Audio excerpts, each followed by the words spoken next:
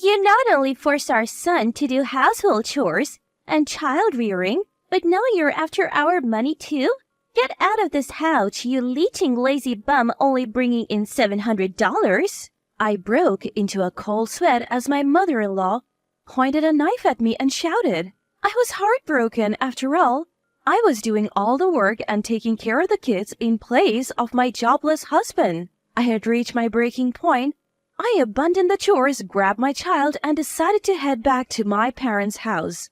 My name is Emily, 23 years old, living with my husband, our child, and my mother-in-law. My husband Richard was a senior at my high school, an ace of the soccer team and the admired student president. He was the object of everyone's admiration. When he returned to our hometown after getting a job, he approached me, and I was taken aback. After a few dates, we began a serious relationship. Even as an adult, he was my handsome, brag-worthy boyfriend. After I graduated from a vocational school, I found out I was pregnant. The order was a bit off, but I believed I could have a happy life with my child and Richard. My hopes were shattered during a conversation about life after marriage. How about we live in my parents' house after we get married? Why? I would like it to be just the three of us with our child. That's going to cost a lot, isn't it? If we live in my parents' house, we don't need to worry about money. If we both work, we can afford an apartment, right? Well, about that, my income this month is pretty bad. How bad? Less than $1,000. What? Why so low? You said you were working at an IT company. Actually, I quit. Now I'm making money at the casino and working part-time. Casino? Why on earth would you do that? Apparently, he quit his job after just 1 month. If you're willing to cover all the expenses, I'm fine with living in an apartment. His detached tone made me anxious, wondering if I was the only one excited about our new life. Seeing my concern, he held both my hands tightly. It's just until I find another job. I'll make you happy, Emily. I'll do all the housework and child rearing until then. Believing in his words, we got married. We started our life in his parents' house. After safely giving birth, I resolved to work hard for my son. Both Richard and my mother-in-law seemed happy, and I was looking forward to our future life together. However, even after the birth, Richard didn't do any housework or child rearing, spending his days at the casino. Off to the casino again? What about the housework and child rearing? When I pointed out his broken promise, Richard suddenly yelled back at me. Don't you dare tell me what to do. Confused about why I was being yelled at, mother-in-law showed up, having heard the commotion. What's all this noise? Oh, it's just that I'm busy with work and she's asking for help with housework and child rearing. What? That's a wife's job. Richard hadn't told mother-in-law he quit his job. He portrayed me as the worst wife, pushing housework and child rearing onto him. Mother-in-law, initially kind, started hating me after buying into Richard's story. Richard continued his part-time work and casino visits. Though he only earned about $700, he would ambitiously go to the casino, aiming to double it, but ended up losing everything. I paid most of the living expenses. Consequently, our life became tough without me working. So I started working again after leaving our son at a childcare center. Thankfully, my qualification as a dental hygienist landed me a job pretty quickly. But every day when I got home from work, I was met with my mother-in-law shouting, "What time do you think it is? This isn't playtime. You're a parent, yet all you do is frolic around. Get to making dinner now." In her frustration, mother-in-law slammed the newspaper she was holding onto the floor. She had a habit of lashing out at things, sometimes going as far as smashing plates when she got really angry. My mother-in-law was the explosive type. Her attitude would shift at the slightest annoyance. The fear of not knowing what she might do next kept me submissive. But between caring for my young son, working, and doing housework every day, I was mentally and physically drained. I couldn't take it anymore, so I decided to talk to Richard again. I caught him early in the morning before he left for the casino. "Listen, I am at my limit. You could help out with our kid a little, couldn't you?" What? Like I said, I'm busy. I'm preparing to get a new job. You understand, right? Would you rather I stay unemployed forever? You'd be in trouble then, huh? The father of your child, jobless. If you don't like it, just do as you're told. But we are barely scraping by as it is. I am covering all our food costs with my savings, you know. Do you have any idea how much diapers cost? You say you're earning at the casino, but you never give us any money. Our living expenses were mostly covered by my money. Mother-in-law used to pay for utilities, but recently she started asking for $500 a month, so I was dipping into my savings. Even the food costs were coming out of my savings and my money was running out fast. All I had was money saved from a part-time job I had when I was a student. Enough. The nerve of you to talk back. You have a lot of nerve to say such things after you moved into my house. Richard was usually very kind. However, when it came to money or casino-related issues, his attitude changed drastically. Hearing Richard's shouting, mother-in-law entered the room. What now? Is your wife complaining again? Yeah, she is. She's telling me to do housework and childcare, and to pay for living expenses on top of that. What a brazen woman you are. Richard, you should go to work. Thanks, I'll be going. With that, Richard left. As soon as Richard was out of sight, mother-in-law's gaze sharpened. You have got some nerve. Pushing childcare and household work onto us and demanding money. You should be ashamed. It's not like that. I'm not making demands. It's just that, without a little help, life is really tough. You must be wasting it. Aren't you careless with money? Mother-in-law didn't understand the situation at all. She didn't know that her own son was unemployed and spending all his time at the casino. I was told to keep quiet, but I was at my wit's end. Do you know that Richard isn't bringing in a single cent? He's unemployed because he quit his job. What are you saying? Richard has always been excellent. He might have failed his college entrance exams, but he got a job at a reputable company. He quit that job after a month. He's always at the casino now. I can't survive on my savings alone. That's ridiculous. Stop talking nonsense. Mother-in-law refused to believe me. Her son, who had always excelled in sports and studies, was her pride and joy. She couldn't bear the thought that he was now unemployed and wasting his days at the casino. Her face red with anger, mother-in-law stormed out of the room. When she came back with a heavy stride, to my surprise, she was holding a knife in her hand. What are you planning to do? Please stop it. I back away, lifting my son into my arms. Mother-in-law is slowly closing the distance between us, knife raised high. She brings the tip of the knife to my throat. Enough of your insults to my son. Having a wife like you is ruining Richard. You're a lazy parasite living off a measly 70,000. Get out of this house. Her harsh words make me break into a cold sweat. The slightest movement could cause the blade to harm my son. Seeing my silence and my pale face, mother-in-law seems satisfied and lowers the knife. Good, you understand. Parasites like you are not wanted anywhere. Just stay quiet and do your housework. She throws these words at me before returning to her room. Released from the tension, I collapsed onto the ground. Sensing something wrong, my son started to sob. As I stroked his back, I made a decision. We can't live in this house any longer. It's unbelievable that someone would threaten with a knife so casually. She doesn't even seem human. Up until now, I have been swayed by Richard's sweet words. After every shouting match, I used to think that I needed to support him, that he would fall apart without me. But I have reached my limit. Above all, my most powerful thought was that I had to protect my crying son in my arms.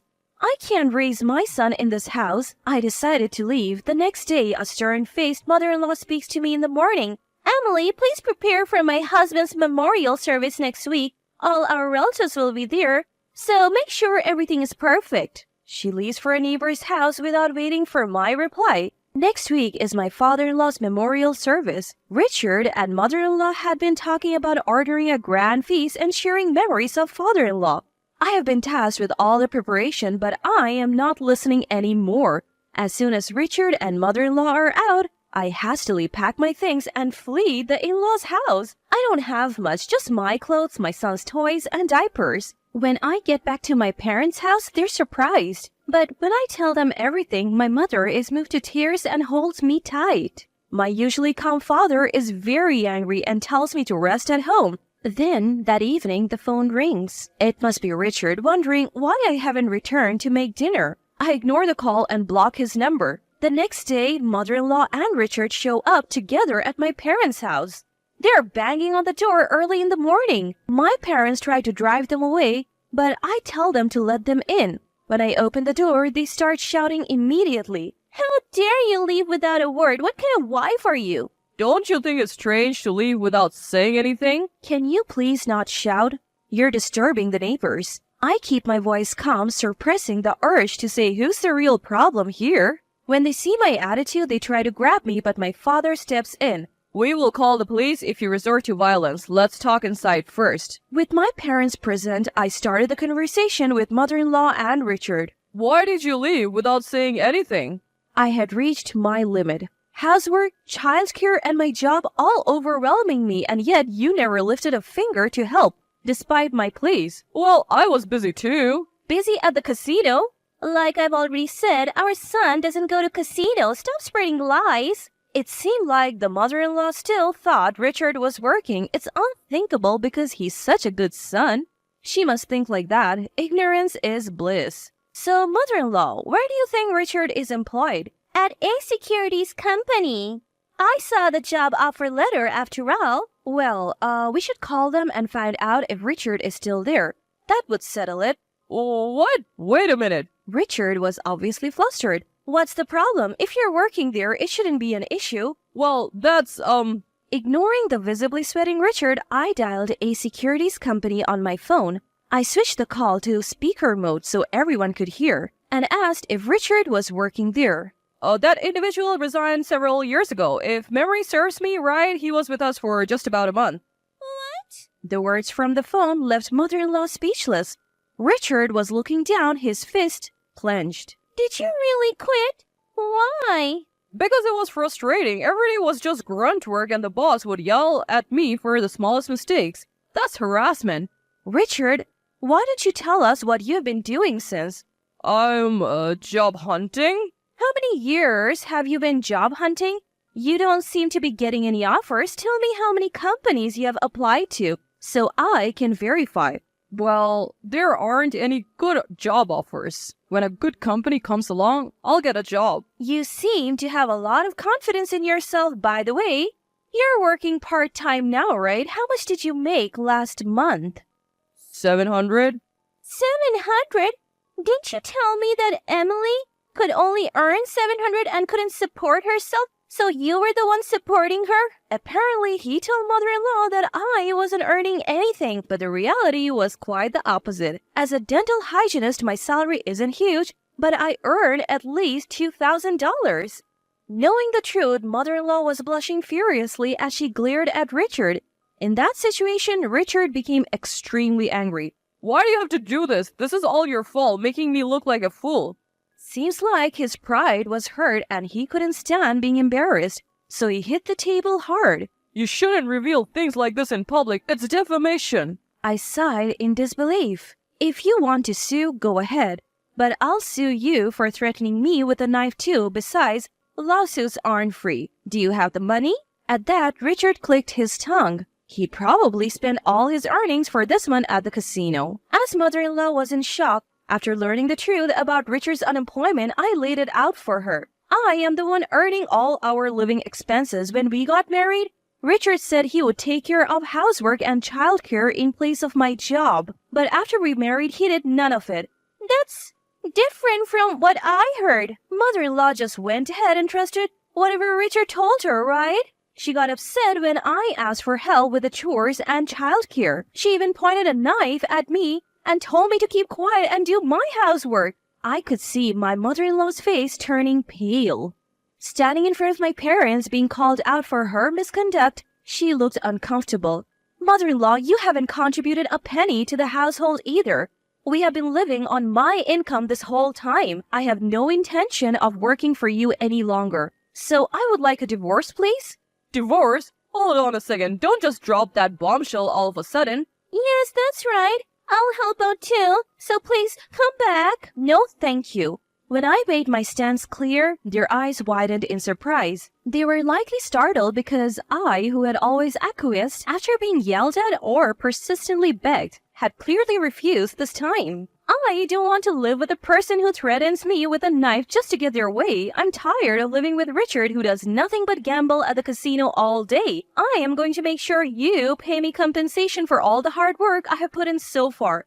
as well as child support. No way! That's going to be a problem. I can't possibly afford to pay that much. Well, then quit gambling right now and start paying. But there is no way I can do that. I don't have a job. I was appalled by Richard's stupidity. You don't have a job because you're too picky about what work you do. Don't you have any desire to do whatever it takes? There aren't many companies out there that would hire someone without any significant qualifications or work experience. Don't take society for granted. Many people are out there working their hardest in difficult situations to earn a living. Yet people who quit their jobs at the drop of a hat because they got angry or didn't enjoy their work, no one's going to want to hire them. He keeps saying he'll find a job someday, but there's no way he will manage it at this rate. I'll contact you through my lawyer about the divorce proceedings. Please do not contact me at all from now on.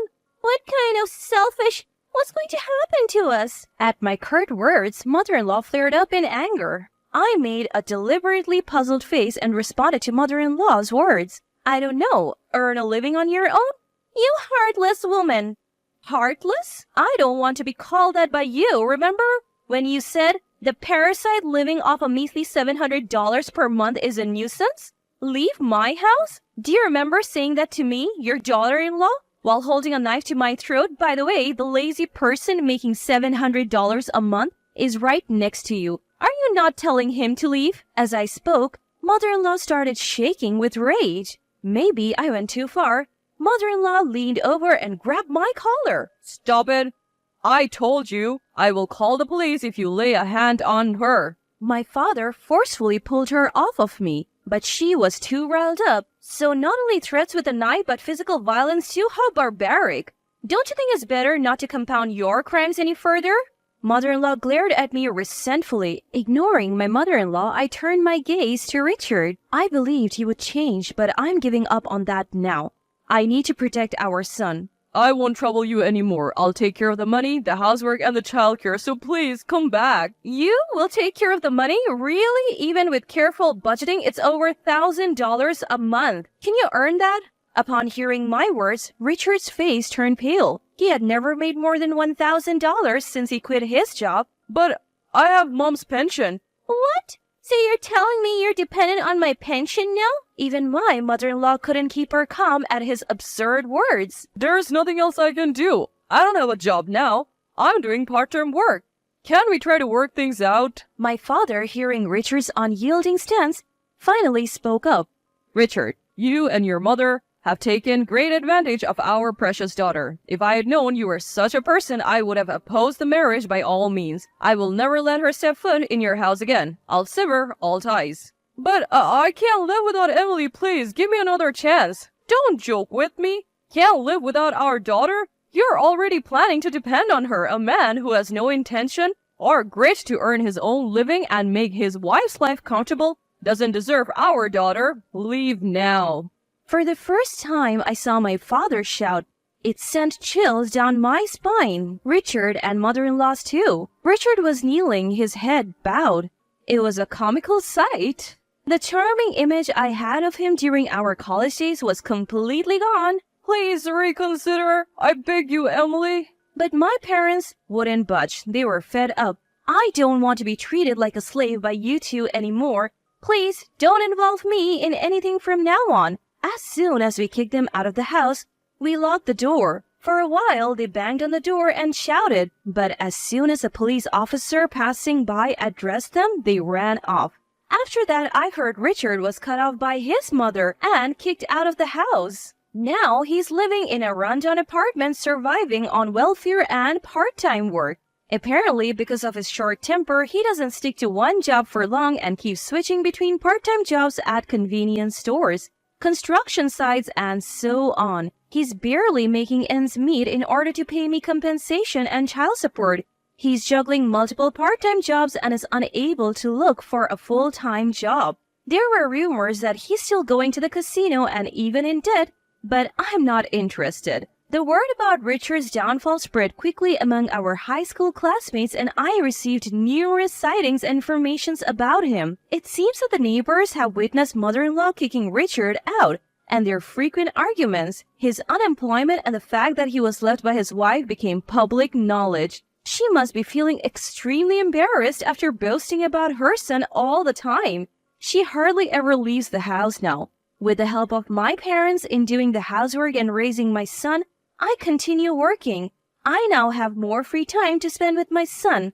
I don't need to leave him at the childcare center since my parents take care of him, so everything has been great. I wish I had divorced sooner. From now on, I'm going to cherish the time I spend with my son and watch him grow up closely.